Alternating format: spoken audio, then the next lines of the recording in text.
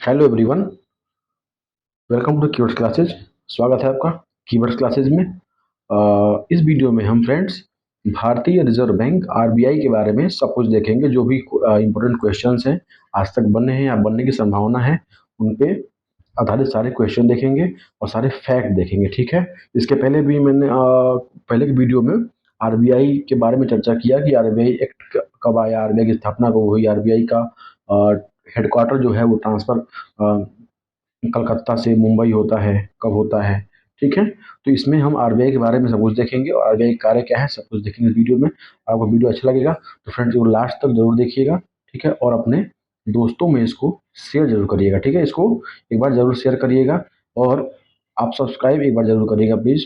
ठीक है। ताकि ये जो सीरीज चल रही है ना अर्थव्यवस्था वाली, इसमें आपको जो भी नए वीडियो आएंगे तो उसका नोटिफिकेशन आपको तुरंत मिल जाएगा। तो सब्सक्राइब जो बटन है, रेड बटन, उस पर आप क्लिक कर दीजिएगा सब्सक्राइब। ठीक है। तो आगे और भी बहुत इंपॉर्टेंट वीडियो आने वाली है। अर्थव्यवस्था में ये बहुत बड़ा एक चैलेंज होता है। अर्थव्यवस्था इकोनॉमिक्स जो सब्जेक्ट है ना, बहुत बड़ा चैलेंज होता है। ठीक है। इसमें से आपको बिहार पीसीएस अभी आ रही है, सबसे आगे परीक्षा वही है, बिहार पीसीएस, यूपी पीसीएस। ठीक है। और यूपी पेट की परीक्षा है। ठीक है। या आरओ एआरओ की परीक्षा जो है होने वाली है। ठीक है। इसमें ये सारे परीक्षाओं में यह बहुत ही इंपॉर्टेंट टॉपिक है। ठीक है। तो आइए आज पढ़ते हैं भारतीय रिजर्व बैंक के बारे में। ठीक है। देखिए friends, reserve bank of India, इसका फुल फॉर्म क्या है आरबीआई का? Reserve bank of India. किसी एग्जाम में नॉर्मली ये पूछ सकता है, पेट में पूछ देगा आरबीआई फुल फॉर्म क्या है। ठीक है। तो आप ये जानिएगा रिजर्व बैंक ऑफ इंडिया। ठीक है। इसकी स्थापना जो होती है वो आरबीआई एक्ट 1934 द्वारा होती है, या इसका प्रस्ताव जो लाया गया था आरबीआई को स्थापना करने का, वह आरबीआई एक्ट 1934 द्वारा प्रस्तावित था, लाया गया था। ठीक है। और फाइनली इसकी स्थापना 1 अप्रैल 1935 को कर दी जाती है। इसकी स्थापना 1 अप्रैल 1935 को कर दी जाती है। इसका मुख्यालय जो है फ्रेंड्स, यह कलकत्ता में होता है। ठीक है। कब से कब तक? जब स्थापना 1935 में हुई तब से लेके 1937 तक। ठीक है। 1937 तक स्थापना, इसका जो मुख्यालय था वो कलकत्ता में था। 1937 से लेके अभी तक। ठीक है। मतलब 1937 से 2023 तक, अभी तक जो इसका मुख्यालय वो कहाँ पे है? मुंबई में है प्रेजेंट टाइम में। ठीक है। आइए नेक्स्ट देखते हैं कि क्या क्या इसमें इंपॉर्टेंट फैक्ट है। ठीक है। इसको फ्रेंड्स बोलते हैं apex bank of India. Apex bank of India मतलब हाईएस्ट बैंक है। ठीक है। जैसे आपके पूछे एपेक्स कोर्ट कौन सा है, तो सुप्रीम कोर्ट है। एपेक्स अगर कोर्ट पूछता है तो मतलब आपको समझाने के बता रहे हैं एपेक्स कोर्ट क्या है। ठीक है। अदालत कौन सी है, तो कौन सा है वो? सुप्रीम कोर्ट है इंडिया में। ठीक है। तो इसको आप बोल सकते हैं एपेक्स बैंक ऑफ इंडिया। बैंकों का बैंक है, सबसे बड़ा बैंक है। ठीक है। सारे बैंकों को यही रेगुलेट करता है। और यंग यंग हिल्टन आयोग ये कब आया था, आप कमेंट सेक्शन में बताइएगा। ठीक है। मैं एक ट्रिक बताया था, जब लोग यंग हो जाते हैं तो हिटलरबाजी करते हैं। तो यंग हिटलर आयोग कब आया था ये बताइएगा आप। ठीक है। कमेंट बॉक्स में। और केंद्रीय जांच समिति की अनुशंसा पर, ठीक है, इस बैंक की स्थापना की गई थी। तो अगर ऑप्शन देता है कि इनमें से ए बी सी डी दे दे, इनमें से किसकी अनुशंसा पर आरबीआई की स्थापना की गई थी, तो यंग हिल्टन आयोग है। तो ठीक है, सिंगल लगाएंगे। ठीक है। अगर ये भी है केंद्रीय जांच समिति तो इसको भी आंसर लगाएंगे, मतलब मोर देन वन आंसर इसमें सही होगा क्वेश्चन में। ठीक है। अब है 1 जनवरी 1949 को। ठीक है। भारत में अगर किसी बैंक का राष्ट्रीयकरण होता है स्वतंत्रता के बाद, तो किसका होता है? आरबीआई का होता है। ठीक है। स्वतंत्रता के बाद पहला जो होता है राष्ट्रीयकरण, ये आरबीआई का होता है। अगर ये सब नहीं पढ़े हैं आप, ये आपको नया लग रहा है, तो ये पहले के वीडियो में आप जाके देख सकते हैं। ठीक है। जो बैंक का इतिहास है उसमें पढ़ाया गया है। फिर इसके प्रथम गवर्नर कौन थे? इसके प्रथम गवर्नर थे ओसवाल्ड स्मिथ, या कहीं कहीं लिखता है ओ स्मिथ, लिखता है ओ स्मिथ लिखता है। ठीक है। आज़ादी के बाद इसके गवर्नर कौन थे? तो सीडी देशमुख जी थे। सीडी देशमुख जी थे। वर्तमान में सॉरी, ये शशिकांत नहीं है, यह शक्तिकांत है। ठीक है। यह शक्ति, ये अपना फेमस क्वेश्चन है। शक्तिकांत दास जी जो है आरबीआई के इसमें गवर्नर है और दोबारा यही बने हैं 26वें, ये बने हैं। 25-26 का कार्यकाल दो हो गया। ठीक है। 4 साल और 62 साल की होती है, ये भी पूछ सकता है कि आरबीआई गवर्नर का जो कार्यकाल होता है कितना साल होता है? 4 साल होता है। मैक्सिमम कितना होता है? 62 साल होता है। ठीक है। और ये बढ़ाया भी जा सकता है। ठीक है, सरकार द्वारा। ठीक है। इसका जो मुख्य कार्य क्या है? इसका जो मुख्य कार्य फ्रेंड्स, इसका मुख्य कार्य यह है कि मौद्रिक और साख नीति, मौद्रिक और साख नीति मतलब ये मॉनेटरी एंड क्रेडिट पॉलिसी का निर्माण और निर्धारण। ठीक है। मौद्रिक और साख नीति क्या होती है, इसको एक वीडियो सेपरेट बना के आपको हम समझा देंगे कि मौद्रिक और साख नीति में क्या क्या चीजें आती हैं। ठीक है, आइए देखते हैं इसका जो निदेशक बोर्ड है आरबीआई का ना, उसमें कौन कौन से सदस्य होते हैं, कौन कौन से अधिकारी होते हैं। ठीक है, तो फ्रेंड्स जो आरबीआई का जो डायरेक्टर बोर्ड है वह उसमें 21 सदस्य होते हैं, कितने 21 होते हैं आरबीआई में।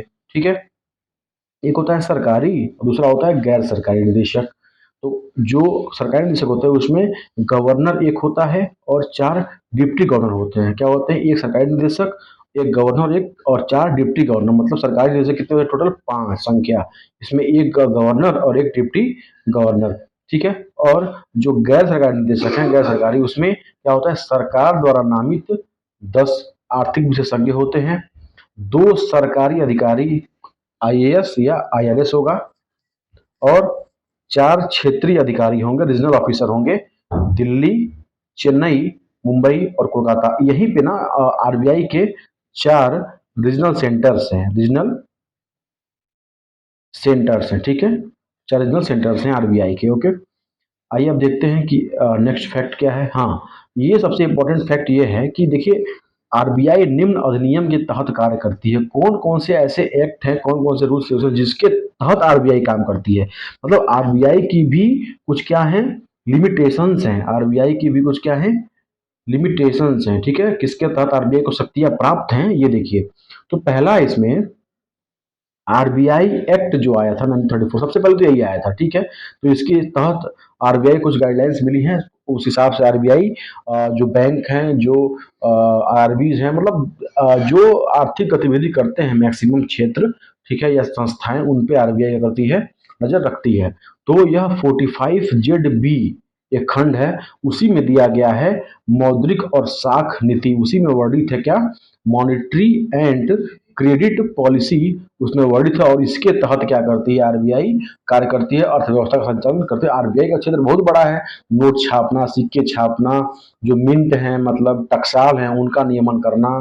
ठीक है, तो बैंक रेट देखना, बहुत कुछ काम है। तो उसमें बस जो मेन हमको पढ़ना है मौद्रिक और साख नीति, तो उसके जो उसका उल्लेख है वो 45 जेड बी सेक्शन में दिया गया है, मौद्रिक एवं साख नीति। ठीक है, दूसरा है बैंकिंग रेगुलेटिंग एक्ट या बैंकिंग रेगुलेशन एक्ट 1949 का है। वो ये भी क्वेश्चन बनता है कि बैंकिंग अधिनियम कब आया था, बैंकिंग विनियमन अधिनियम कब आया था, तो 1949 में आया था, स्वतंत्रता के बाद आया था। उसी समय इसी के साथ क्या किया गया, आरबीआई का राष्ट्रीयकरण कर दिया था 1 जनवरी 1949 को। ठीक है, अब आता है पब्लिक डेब्ट एक्ट, मतलब लोक ऋण अधिनियम। लोक, लिख लीजिएगा आप, इसको लिखना होगा तो, लोक ऋण अधिनियम आता है 1949 में ही। ठीक है, इसके तहत भी आरबीआई कार्य करती है। भारतीय सिक्का अधिनियम, Indian coins act, Indian coins act के तहत भी आरबीआई काम करती, कब आया था, 1906 में आया था। भारतीय सिक्का अधिनियम के तहत भी आरबीआई कार्य करती है। विदेशी मुद्रा विनियमन अधिनियम, ठीक है, मतलब फॉरेन मनी एक्सचेंज एक्ट। ठीक है, foreign money exchange act, foreign money exchange act. ठीक है, कहीं कहीं इसको फेमा भी बोलते हैं। ठीक है, लोग इसको फेमा भी बोलते हैं। ठीक है, तो ये भी इस एक्ट के तहत भी आरबीआई कार्य करती है। आइए कुछ फैक्ट देखते हैं, इंपॉर्टेंट फैक्ट देखते हैं। इतने इंपॉर्टेंट फैक्ट्स में क्या है, आरबीआई जो वित्तीय वर्ष है कब से कब तक है, ये तो सब जानते हैं कि 1 अप्रैल से लेकर नेक्स्ट ईयर 31 मार्च तक। ठीक है, 1 अप्रैल से 31 मार्च तक का यह 1 साल होता है आरबीआई का। ठीक है, 1 फाइनेंशियल ईयर होता है। ओके, अब है आरबीआई का खाता वर्ष। आरबीआई का खाता वर्ष 1 जुलाई से 30 जून, ये देखिएगा अकाउंटिंग ईयर कब है आरबीआई का, अकाउंट मैनेज करती है आरबीआई 1 जुलाई से 30 जून तक अकाउंट मैनेज करती है। और आरबीआई का ही कृषि वर्ष जो है एग्रीकल्चर ईयर कब से, 1 जुलाई से 30 जून तक है। ठीक है, तो ये रहा आरबीआई के कुछ इंपॉर्टेंट फैक्ट्स। अब आगे देखते हैं आरबीआई का जो लास्ट देखते हैं आरबीआई कार्य क्या है, आरबीआई का कौन कौन सा कार्य है। तो आरबीआई का जो कार्य है, पहला कार्य है, अभी मैंने देखा कि मौद्रिक एवं साख नीति का निर्धारण। ठीक है, मुद्रा को जारी करने की एकमात्र संस्था है यह, और कहीं मुद्रा जारी नहीं होती है। 1 रुपए का नोट या सिक्का वित्त मंत्री जारी करते हैं, ऑप्शन देता है वित्त सचिव, वित्त मंत्रालय, वित्त मंत्री। कौन करता है, 1 रुपए का नोट और सिक्का दोनों, नोट और सिक्का दोनों वित्त मंत्री ही जारी करते हैं, उनके नाम से जारी किया जाता है। यह भारत सरकार के लिए बैंकर तथा ऋण प्रबंधन का कार्य करती है। यह भारत सरकार के लिए बैंक कर तथा ऋण प्रबंधन का मतलब इंडियन गवर्नमेंट का यह बैंकर है। अगर आवश्यकता पड़ेगी तो इंडियन गवर्नमेंट इससे पैसा ले सकती है। ठीक है। और ऋण प्रबंधन और लोन मैनेजमेंट का भी काम आरबीआई देखती है। ठीक है। भारत सरकार के लिए, लोगों के लिए नहीं है। लोग तो बैंक देखते हैं, कॉमर्शियल बैंक देखते हैं, लेकिन भारत सरकार के लिए कौन देखता है, तो यह आरबीआई देखती है। ठीक है। नेक्स्ट है, यह बैंकों का बैंक है। ठीक है। बैंकर ऑफ बैंक से बड़ा फेमस एक स्टेटमेंट है, बैंकर्स ऑफ बैंक्स। ठीक है। तो ये है पूरे वित्तीय तंत्र का विनियामक। ठीक है। जितने फाइनेंशियल सिस्टम है उनका रेगुलेटर और एग्जामिनर, परीक्षक कौन है, आरबीआई है। विदेशी मुद्रा का प्रबंधन फेमा एक्ट जो था, अभी हमने देखा, फेमा एक्ट के तहत। ठीक है। और भारत या राज्य सरकार को कोई वित्तीय या आर्थिक सलाह देनी हो तो भी आरबीआई प्रदान करता है। और वित्तीय विकास में आरबीआई की बहुत बड़ी भूमिका होती है। ठीक है। और इन्फ्लेशन को अगर कंट्रोल करना है तो उसमें भी आरबीआई की भूमिका होती है, जो कि अलग अलग माध्यम से, टूल से आरबीआई करती है। और एक तरलता प्रबंधन का काम जो होता है वो भी आरबीआई का ही आता है। और तरलता प्रबंधन का जो काम है ना फ्रेंड्स, वो एमसीपी में, मॉनिटरी क्रेडिट पॉलिसी में ही आता है। ठीक है। तो ये था आरबीआई के बारे में सब कुछ। ठीक है। और कुछ फैक्ट्स छूट गए हो तो उसको आगे क्वेश्चन के माध्यम से कवर करा दिया जाएगा। तो इस वीडियो को अगर अच्छा लगा हो तो आप प्लीज लाइक शेयर सब्सक्राइब जरूर करिए। ठीक है। बहुत बड़ा वीडियो नहीं बनाएंगे आपके लिए, समय बहुत इंपॉर्टेंट है, आपका भी और हमारा भी। ठीक है फ्रेंड्स, तो इस वीडियो को यहीं समाप्त करते हैं। और आपको वीडियो अच्छा लगा हो तो प्लीज़ एक बार और कर रहे हैं, इसको लाइक शेयर सब्सक्राइब जरूर करिए। ठीक है। ताकि आपको थोड़ा सहयोग, हमारे लिए एक बहुत बड़ा सहयोग साबित होगा। और आपका जो फीडबैक है ना, फीडबैक देंगे तो हमारा इंप्रूवमेंट का काम करेगा। ठीक है। तो इस वीडियो को समाप्त करते हैं। आपका दिन शुभ हो। Thank you to all.